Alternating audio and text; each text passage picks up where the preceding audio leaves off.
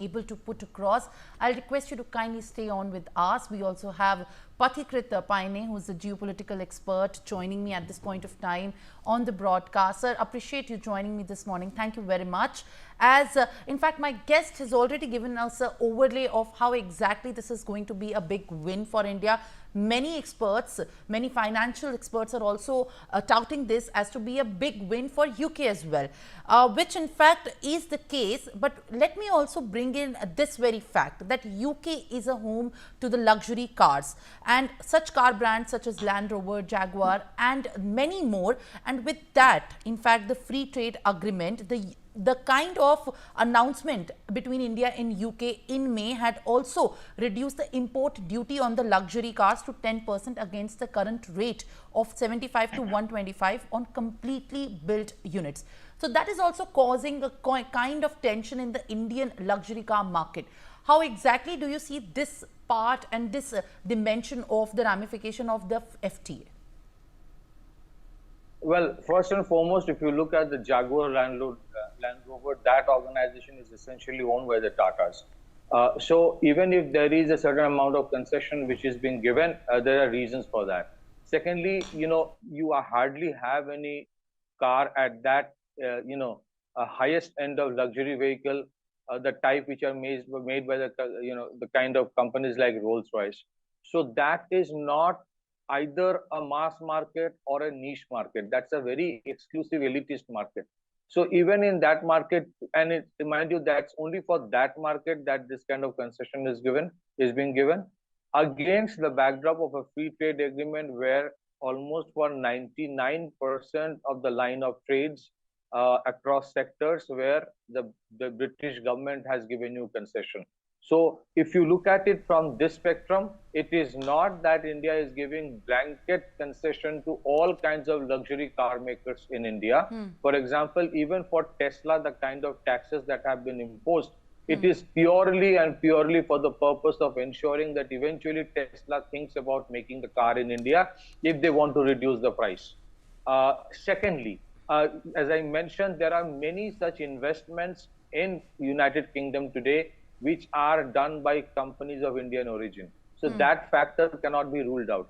Third, the issue is also about if it is invariably about how India benefits, then for the sake of that certain amount of concession that we are giving in that exclusively elitist, very, very small luxury car market, against that background, against that backdrop, the kind of concessions the British government has given in terms of Indian goods and services, that is so huge that it would invariably benefit India. So I think this deal is important for two things.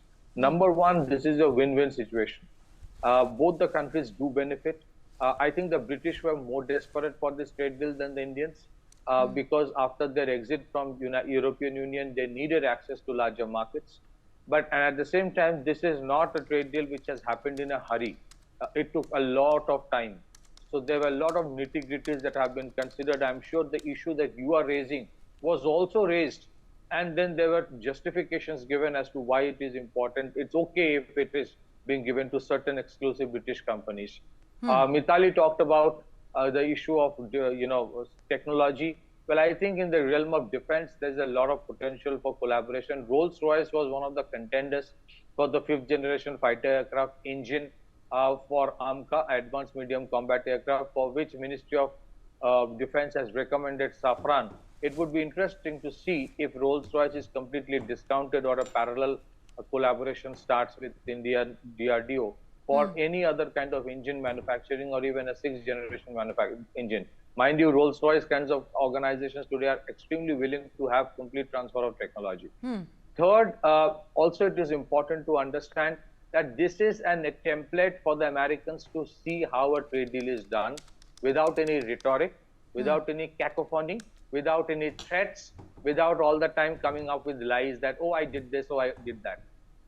Two mature countries, in spite of differences, can have a trade deal without accusing each other.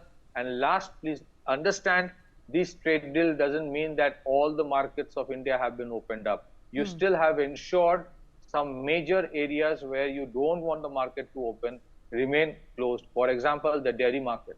For example, the poultry market, the fisheries market.